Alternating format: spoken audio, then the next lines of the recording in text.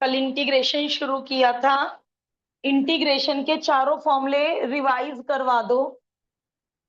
Integral of x raise to power N,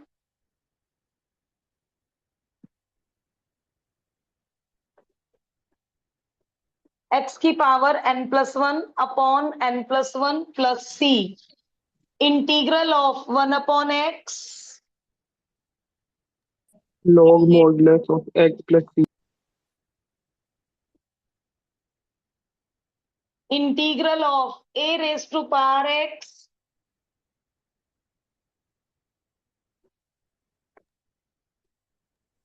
A log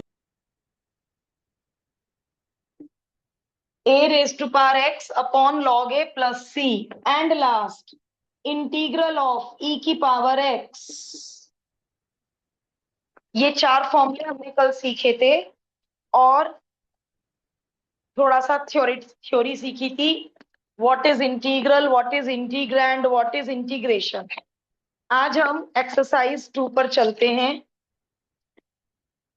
और exercise 2 में सबसे पहली चीज जो हमें लर्न करनी है, यदि k मल्टीप्लाई में है तो k बाहर आकर बैठ जाएगा। जैसे डिफरेंशिएशन में 5x स्क्वायर में 5 बाहर आके बैठ जाता है, एक्स स्क्वायर का डेरिवेटिव करते थे।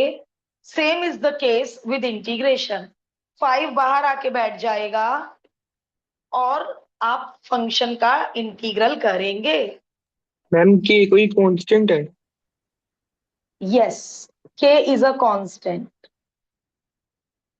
ऐड और सब्ट्रैक्ट में जैसे डेरिवेटिव डिस्ट्रीब्यूट हो जाता था, इंटीग्रल भी डिस्ट्रीब्यूट हो जाता है। प्लस में भी डिस्ट्रीब्यूट हो जाएगा, माइनस में भी डिस्ट्रीब्यूट हो जाएगा। मल्टीप्लाई के लिए डिफरेंशिएशन में प्रोडक्ट रूल था, इंटीग्रेशन में एक रूल आएगा 2-3 एक्सरसाइज के बाद, बाय पार्ट्स। और कोशेंट रूल जैसी कोई चीज इंटीग्रल में नहीं होती।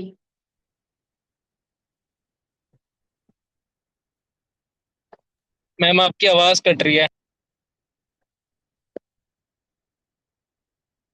सभी लोगों को साउंड में प्रॉब्लम है? Good evening, ma'am. No ma'am. Yajur हो सकता है, नो यजुर मैम। आपके एंड पे कनेक्टिविटी में प्रॉब्लम है बेटा, वरना सभी को आवाज सुनाई ना देती मेरी, है ना। आप दोबारा मैम एडमिट अब होके देख लो। नहीं मैम, अब मुझे भी आ रही है, तब कटी थी थोड़ी बहुत। ओके। ऐड और सब्ट्रैक्ट में इंटीग्रल डिस्ट्रीब्यूट हो जाता है। मल्टीप्लाई के लिए रूल पढ़ेंगे बाय पार्ट्स, और डिवीजन के लिए कोई रूल नहीं होता है। डेरिवेटिव में कोशेंट रूल था, इंटीग्रेशन में कोई डिवीजन के लिए कोई रूल नहीं है। अब लेकिन और बहुत कुछ एक्स्ट्रा है इंटीग्रल में, अलग अलग तरह के क्वेश्चन अलग अलग तरह से सॉल्व होंगे। तो फिलहाल आप ये दोनों कॉन्सेप्ट सीखिए। कांस्टेंट यदि मल्टीप्लाई में है तो बाहर आके बैठ जाएगा, और प्लस और माइनस में इंटीग्रल डिस्ट्रीब्यूट हो जाएगा। कल वाले चारों फॉर्मूले आज दोबारा लिखने हैं, दोबारा लिखने हैं चारों फॉर्मूले कल वाले, सभी लोग लिखेंगे।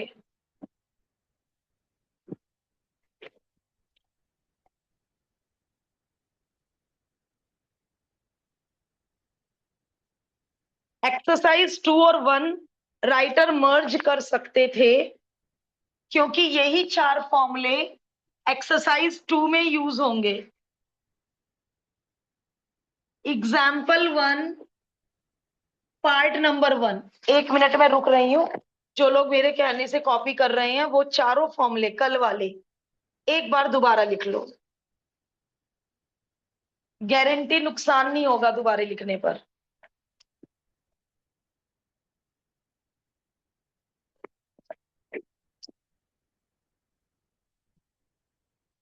एक हमने इसकी कॉरोलरी भी की थी, 1 dx का इंटीग्रल क्या याद किया था हमने कल? 1 dx का किसी को याद हो? x plus c. Plus C.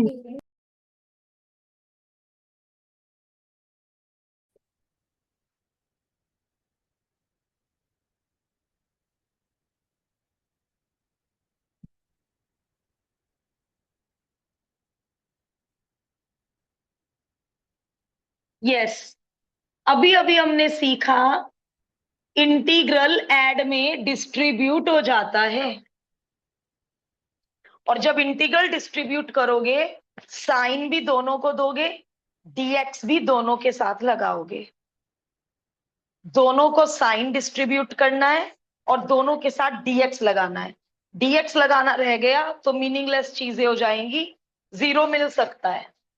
अभी अभी हमने सीखा 3 बाहर जाकर बैठ जाएगा, 2 बाहर जाकर बैठ जाएगा। जब मल्टीप्लाई में कांस्टेंट होगा तो वो इंटीग्रल साइन के बाहर जाके बैठ जाएगा। और x की पावर 5 का कल हमने सीख लिया था, x की पावर 5+1 अपॉन 5+1, 2 बाहर 1 dx का अभी मुझे आपने x बताया। अब जो लोग लिख रहे हैं प्लीज मुझे ध्यान से सुनिए, 1 मिनट सुनो। कायदे में इस इंटीग्रल को किया, एक कांस्टेंट यहां आना चाहिए, और इस इंटीग्रल को सॉल्व किया, एक कांस्टेंट यहां आना चाहिए। फिर हम कहेंगे दोनों कांस्टेंट मैश हो गए। जितने भी आंसर में कांस्टेंट होंगे उन सबको मैश करके हम एक नया नाम रख देंगे। तो आपको ये वाला स्टेप करके दिखाने की नीड नहीं है, एक बार कर लो, एक बार कर लो। कायदे में जितने भी इंटीग्रल सॉल्व होंगे सबके कांस्टेंट लगने चाहिए, क्या बोलते हैं इसको, कांस्टेंट ऑफ इंटीग्रेशन। फिर लास्ट में सारे कांस्टेंट मैश हो गए, क्योंकि इन कांस्टेंट की वैल्यू तो कोई भी नहीं बता सकता। कल जैसे मैंने समझाया था कि कोई भी हो सकता है ये कांस्टेंट, सबका डेरिवेटिव सेम आएगा। कल की रिकॉर्डिंग दोबारा देख लेना जिन्हें दिक्कत आ रही है सोचने में। इस कांस्टेंट की वैल्यू तो किसी को नहीं पता। ये जो भी दो कांस्टेंट है उन्हें मर्ज करके एक नया कांस्टेंट सी ले लिया, तो आप इसके बाद डायरेक्ट इस स्टेप पे आ सकते हैं, कोई मार्क्स नहीं कटेंगे। 3 इंटीग्रल सॉल्व करोगे तो एक सी लगा देंगे, C1 C2 C3 की प्लेस पर। Are you getting my point? Yes, ma'am. Yes, ma'am. Okay,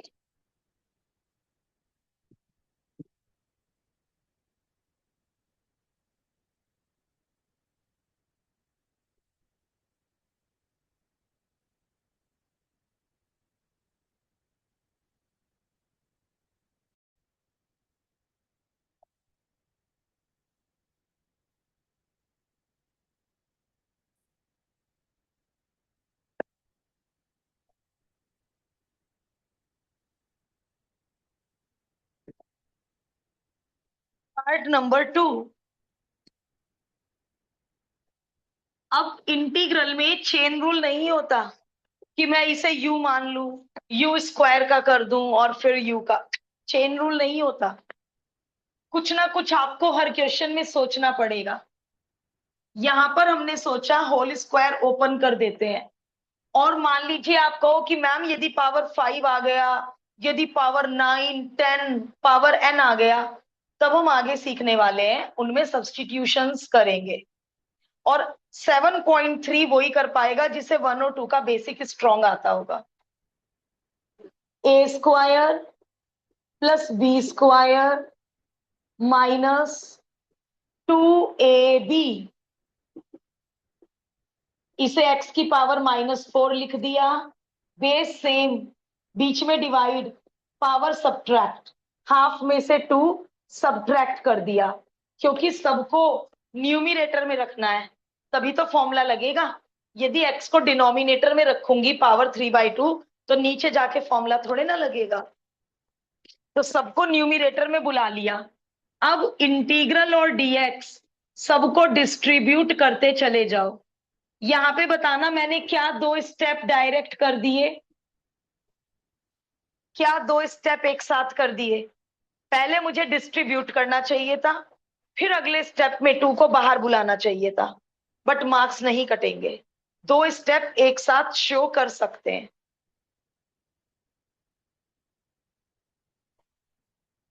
अब तीनों में फॉर्मूला नंबर 1, x की power n+1 upon n+1, x की power n+1 upon n+1, x की पावर n+1 अपॉन n+1, और C1 C2 C3 का एक C, तीनों में एक साथ। अच्छा, यदि आपने एक में इंटीग्रल कर दिया, दो में आप कह रहे हो हम अगले स्टेप में करेंगे, तब नहीं चलेगा ये। या तो तीनों इंटीग्रल एक ही स्टेप में करना। ये वाली बात समझ आई, लास्ट वाली बात मेरी? Yes, yes ma'am. मैम। यदि किसी को पहले स्टेप में कर रहे हो तो फिर C1 लगाना पड़ेगा, या फिर तीनों को एक ही स्टेप में इंटीग्रल कर दो। कि जैसे मैं ये x को, मतलब अभी तो खैर मेरा तो एक ही स्टेप बन रहा है, अभी आगे बताती हूँ ये बात। या तो सबको एक ही स्टेप में इंटीग्रल करना, इंटीग्रेशन कर।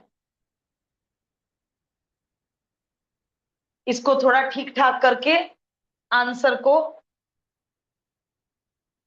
थोड़ा ठीक कर दो, प्लस माइनस माइनस कर दो, नेगेटिव पावर को नीचे भेजकर पॉजिटिव पावर बना दो, फाइनल आंसर पे पहुंचो।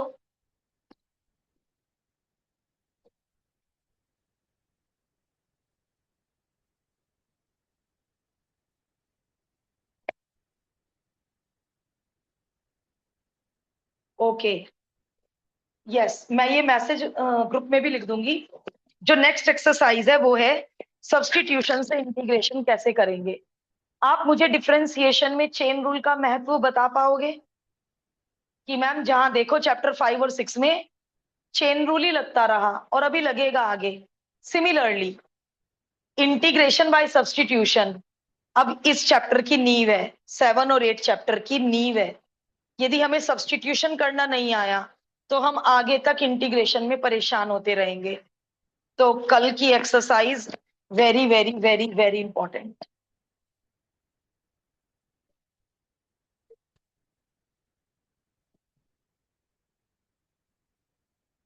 एग्जाम्पल 2, पार्ट नंबर 1, दो फंक्शंस का प्रोडक्ट। पहली बात तो प्रोडक्ट रूल नहीं है, होता नहीं है, बाय पार्ट्स होता है। और बाय पार्ट्स भी हम इतने इजी फंक्शन में नहीं लगाएंगे, यहां तो ब्रैकेट ओपन करेंगे। बाय पार्ट्स हम लगाएंगे एलजेब्रा इंटू ई की power x, algebra into log x, वहां लगाएंगे बाय पार्ट्स, जहां ब्रैकेट ही नहीं ओपन हो सकते। जब सीख लेंगे बाय पार्ट्स तब यूज करेंगे। इनके इतने इजी क्वेश्चंस के लिए बाय पार्ट्स अभी नहीं सीखना है, अभी तो आपको सिंपली ब्रैकेट ओपन करना है। और फिर वही काम, सबका अलग अलग इंटीग्रल, प्लस और माइनस में इंटीग्रल डिस्ट्रीब्यूट हो जाता है। फिर दोबारा मैंने दो प्रॉपर्टी एक साथ लगा दी, इंटीग्रल डिस्ट्रीब्यूट भी कर दिया एंड कांस्टेंट बाहर भी खींच लिया। तो अलाउड है, ये दो प्रॉपर्टीज आप एक साथ लगा सकते हैं।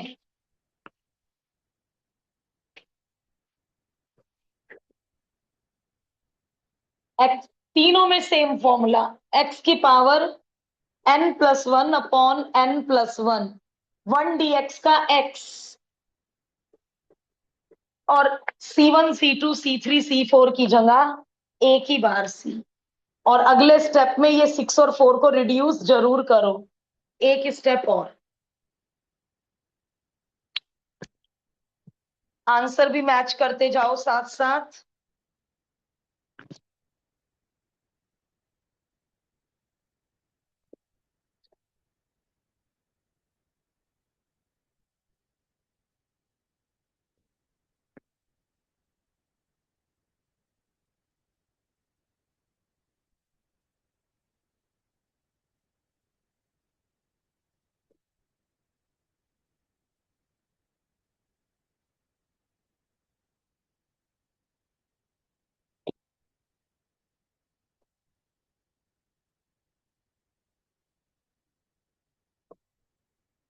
फंक्शन टी में होगा तो dt यूज होगा।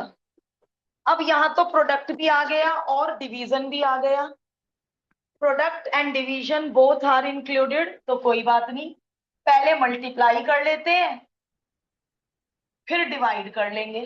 पहले मल्टीप्लाई कर लेते हैं,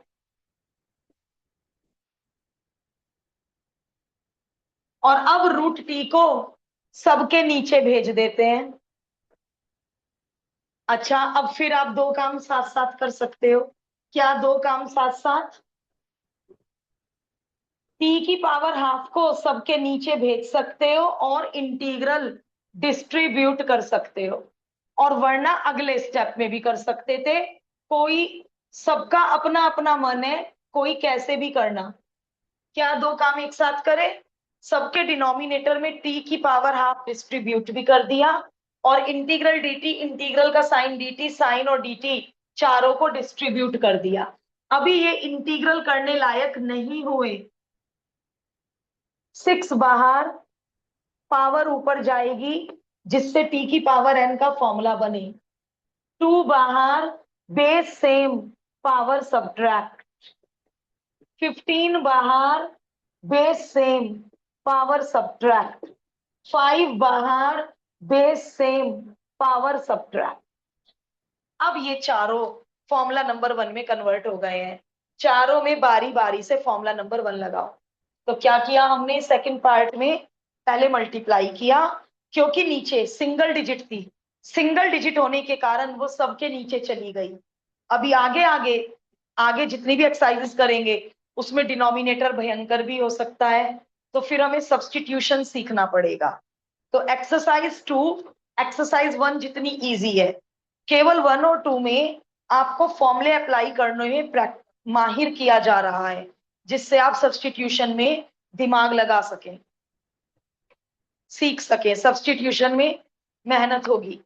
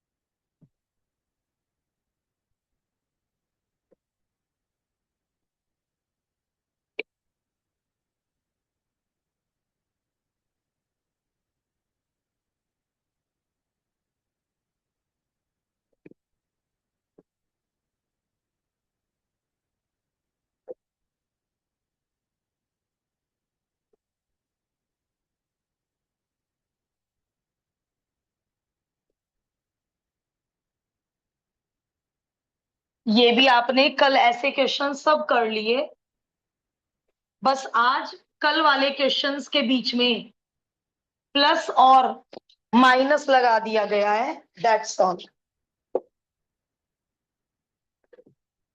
चलिए, अब हमें पता है ये x a के सिर पर जा सकता है। आप इसी स्टेप में भी इंटीग्रल डिस्ट्रीब्यूट कर सकते थे। a x के सिर पर चला जाएगा, a के सिर पर चला जाएगा। कौन सी प्रॉपर्टी? log m की power n is equal to n log m। तो जितने भी log के बाहर n है, हमने सबको m के सिर पर भेज दिया। फिर कल क्या सीखा था? e की पावर में यदि ऐसा log है जिसका बेस e है, तो यहाँ जो भी फंक्शन होता है वो आंसर में आ जाता है। तो जब कोई बेस नहीं है तो बेस e है, तो ये सब खत्म। a की पावर x आ गया, बेस e है, x की पावर a आ गया, बेस e है, a की पावर a आ गया। अब हम सबको इंटीग्रल और साइन डिस्ट्रीब्यूट कर देंगे। a की पावर a मैंने बाहर कैसे बुला लिया? इन दोनों को बाहर नहीं बुला पाई, बट a की पावर a बाहर कैसे बुला लिया? A की पावर एक कांस्टेंट है। Constant. Constant. Yes exactly, very good. इन दोनों में लेटर x यूज हो रहा है, and x is a variable. a की पावर a, 2 की पावर 2, 3 की पावर 3 इज अ कांस्टेंट, तो बाहर आके बैठ गया। अब इसमें बहुत बच्चे पजल होते हैं। a की पावर x का a की power x upon log a, and x की पावर a का, मैंने ये फॉर्मूला लगाने के लिए यहां मना कर, ओह डेरिवेटिव लगा दिया। एक्स की power a plus one upon a plus one. क्यों लगा पा रहे हैं हम ये फॉर्मूला एक्स की पावर n वाला? Because n is a constant, x की पावर 2, एक्स की पावर 3, तो यहाँ पे a कांस्टेंट ही तो है, तो इसलिए एक्स की पावर a में एक्स की पावर n वाला फॉर्मूला एप्लीकेबल है। एक्स की power a plus one upon a plus one, because power में कांस्टेंट है। a की पावर a बाहर, 1 dx का हमें आता ही है, तो log a छुट गया, a की power x upon log a। बस इसे और सिंप्लीफाई करने की जरूरत बिल्कुल नहीं है, ये इतना बड़ा ही आंसर छोड़ दीजिए। और ना ही ये सिंप्लीफाई हो पा रहा है, एलसीएम लेना बेवकूफी। तो ये दो चीजें इसमें यूज हुई हैं, कल भी यूज हुई थी, आज फिर दोबारा यूज हुई।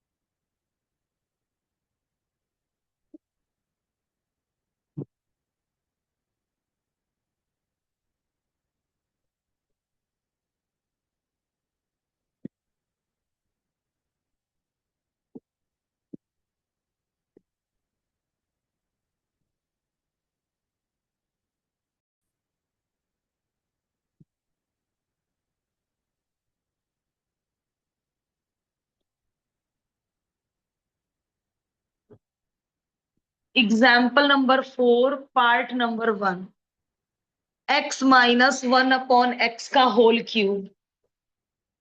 होल क्यूब को नहीं कर पाएंगे इंटीग्रेट, सब लोग होल क्यूब ओपन कर दो।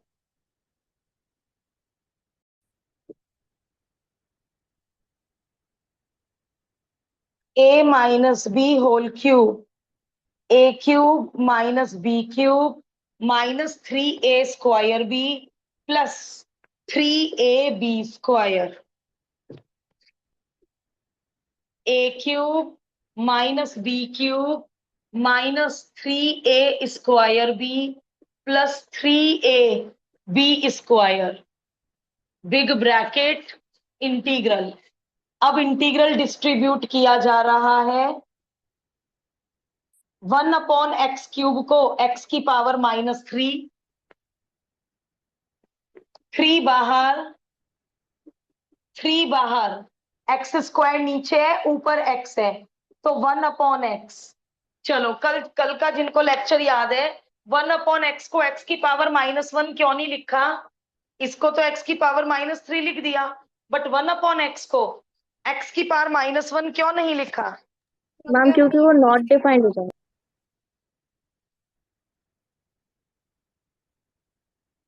दीक्षा ने बोला। Yes ma'am. दीक्षा ये बोलना था कि मैम यदि x की पावर -1 में x की पावर n का फॉर्मूला लगाया तो फॉर्मूला एप्लीकेबल नहीं है। ठीक है, रीजन पता था। तीनों में सेम फॉर्मूला लगेगा, बट फोर्थ में 1/x का इंटीग्रल log mod x लगेगा। बाकी तीनों में वही फॉर्मूला। ऐसा लग रहा है जैसे हर जगह बस x की पावर n ही बार बार यूज हो रहा है, a की पावर x बहुत कम यूज होगा, ज्यादातर x की पावर n ही यूज होता जा रहा है।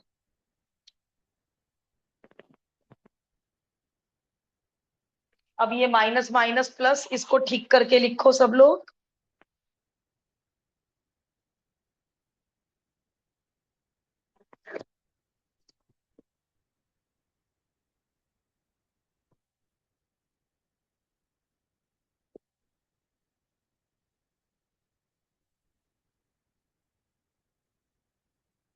अपनी नोटबुक अच्छे से देख लो, किसी का साइन और dx, जैसे मेरे चारों टुकड़ों में dx है, चारों टुकड़ों में साइन है। जब हम क्लास में राउंड लेते हैं तो आधे बच्चे बहुत ऊटपटांग लिखते हैं, तो देख लो सब लोग अपनी नोटबुक, अपने आप जज करो कहीं कुछ मिसिंग तो नहीं है।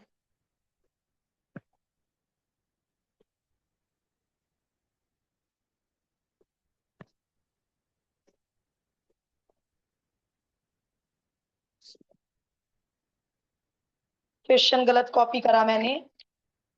होल स्क्वायर केवल ऊपर लगना है, तो ये पूरा ब्रैकेट नहीं लगाना था मुझे, केवल स्क्वायर ऊपर का है।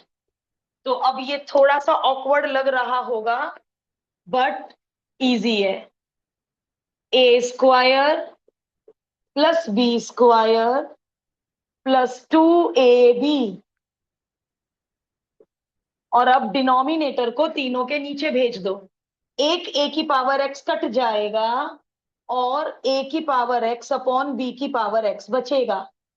मैं फिर दो काम एक साथ कर रही हूं, डिनोमिनेटर को तीनों के नीचे भी और इंटीग्रल और डीएक्स डिस्ट्रीब्यूट भी। दो स्टेप में कर सकते हैं ये काम। चलो दो स्टेप में करेंगे। जब ये इसके नीचे गया तो b की पावर x अपॉन a की पावर x बचा, और जब ये इसके नीचे गया ओनली 2 बचा। अब करते हैं डिस्ट्रीब्यूट। अब ऊपर अलग और नीचे अलग तो इंटीग्रल हो नहीं सकता, तो हमारा दिमाग कह रहा है इसे a अपॉन बी की पावर x लिख देना चाहिए, इसे b अपॉन a की पावर x लिख देना चाहिए, और 2 बाहर आके बैठ जाएगा। 1 dx का हमें आता ही है। अब यहां पर a अपॉन बी फ्रैक्शन में देखकर कुछ बच्चे लास्ट ईयर भी पजल हो गए थे कि मैम ये तो फ्रैक्शन में है, होता रहे, है तो कांस्टेंट ना। 2 की पावर x का इंटीग्रल 2 की पावर x अपॉन log 2 होगा। तो यदि 2 की जगह 2 अपॉन 3 की पावर x आ गया तो बात फर्क क्या हुआ, यहाँ 2 कांस्टेंट था, यहाँ 2 अपॉन 3 कांस्टेंट है। फ्रैक्शन हमारा क्या बिगाड़ेगा, है तो कांस्टेंट ही ना। तो इसका इंटीग्रल होगा 2 अपॉन 3 की power x upon log 2 upon 3 plus 3। ए का रोल ये 2 अपॉन 3 प्ले करेगा, दैट्स ऑल। तो फ्रैक्शन से कोई घबराने की जरूरत नहीं है। मुंह से वही बोलो, ए की पावर एक्स अपॉन लॉग ए। हाँ, ए की जगह ए अपॉन बी है, बी अपॉन ए की power x upon log of जो भी कांस्टेंट है। 2 बाहर, 1 dx का हमें आता ही है, that's all, this is the answer. तो x के अंदर यदि फ्रैक्शन आ गया, आता रहे, है तो वो कांस्टेंट की पावर x ही ना।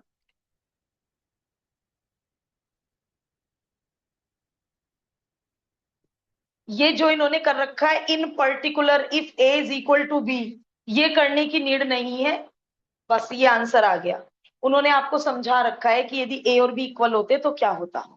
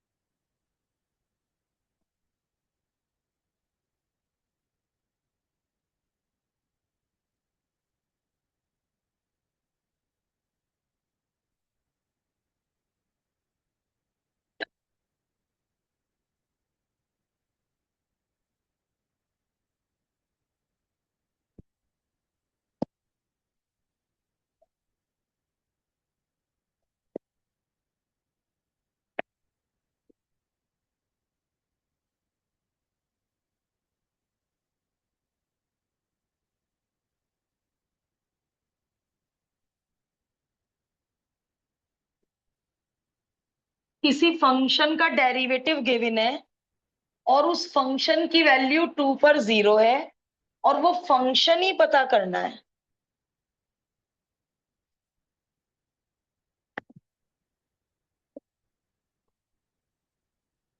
जिन्होंने कल शुरू का बेसिक ध्यान से सुना होगा उन्हें क्वेश्चन देखते ही समझ आ गया होगा। क्या सभी लोग आ गए एग्जाम्पल 5 पे? शुरू करूं समझाना?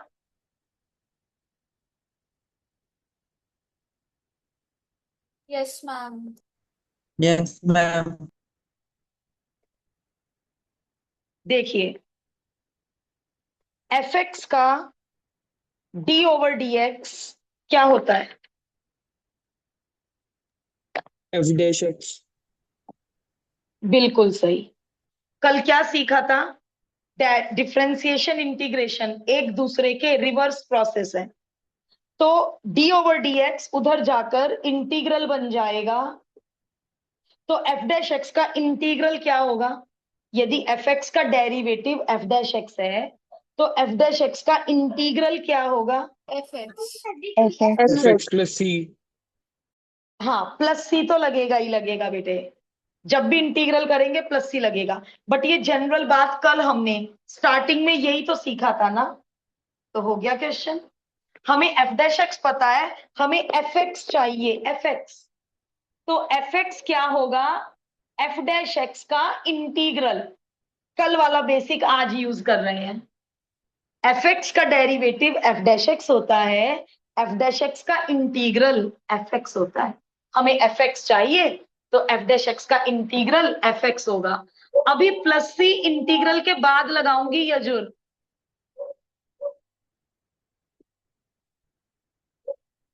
फोर बाहर, थ्री बाहर, और अब दो दो सी की जगह केवल एक ही सी लगाएंगे। और अब इस सी के लिए एग्जामिनर कह रही हूं, राइटर ने इंतजाम करके दे रखा है कि बच्चा प्रॉपर एफ एक्स पता कर सके।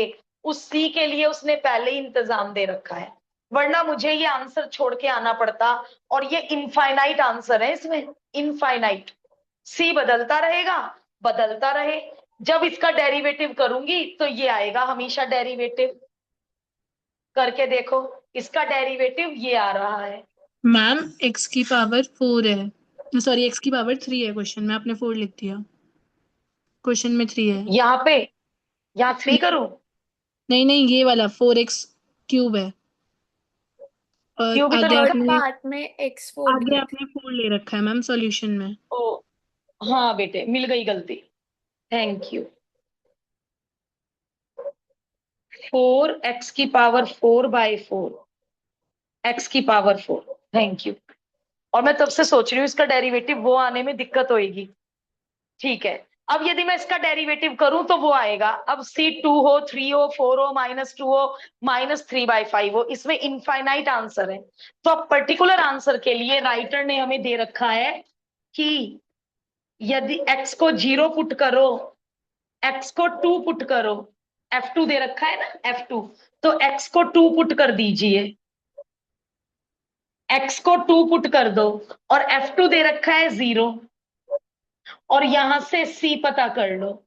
और जब c आ जाएगा, c को फंक्शन में भर देना, आपका पर्टिकुलर एक यूनिक आंसर आ जाएगा। यदि एग्जामिनर ये F2 = 0 ना देता तो हमें ये इनफाइनाइट आंसर ही छोड़ के आने पड़ते। बट अब हम c की एक वैल्यू निकाल पाए क्योंकि राइटर ने F2 = 0 दे रखा है। तो मुश्किल तो नहीं लगा होगा क्योंकि हमने कल शुरुआती चैप्टर की इससे की थी। तो एफ डैश एक्स का इंटीग्रल एफ एक्स होता है। करिए एग्जाम्पल 5।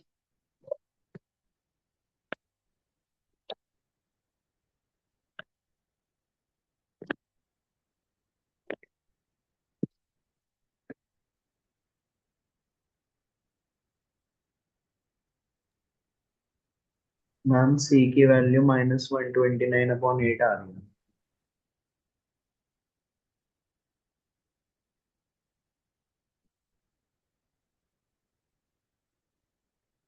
अब लास्ट में एफ एक्स सी की वैल्यू भर के एफ एक्स का आंसर बॉक्स में हाईलाइट करो। अच्छा अब सुनो, कल 7.1 क्लास में क्यों हो गई थी? बहुत छोटी थी, एग्जाम्पल बहुत कम थे। 7.2 आज क्लास में ही शुरू कर लो, जिससे हमें घर पर चैप्टर 6 और इन टाइम मिल जाए हमें अपने एग्जाम्स की तैयारी करने के लिए। बट कल से सब्स्टिट्यूशन शुरू है और कल के एग्जाम्पल्स में 1 आवर आराम से पूरा आवर लग जाएगा। तो अब आप होमवर्क यही कर लो जिससे घर पे हमें बहुत टाइम मिल जाए अपनी तैयारी के लिए। Start the exercise. और सब अपनी अपनी स्पीड से करेंगे। जो आंसर मैच नहीं होगा वो मैं कल की तरह बोर्ड पे करूंगी। जैसे कल क्वेश्चन 3 के 2-3 पार्ट बोर्ड पे हुए थे, सिमिलरली जो क्वेश्चन आज नहीं होगा बोर्ड पे कराइए।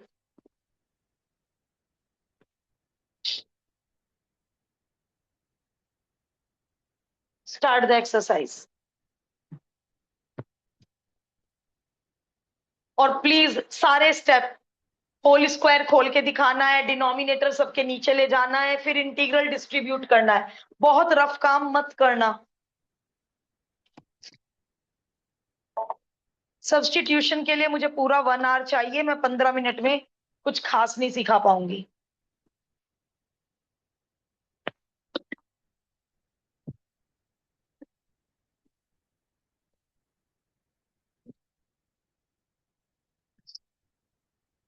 रिकॉर्डिंग पॉज कर देते हैं, जब आप डाउट बोलेंगे तो रिकॉर्डिंग ओपन कर लेंगे।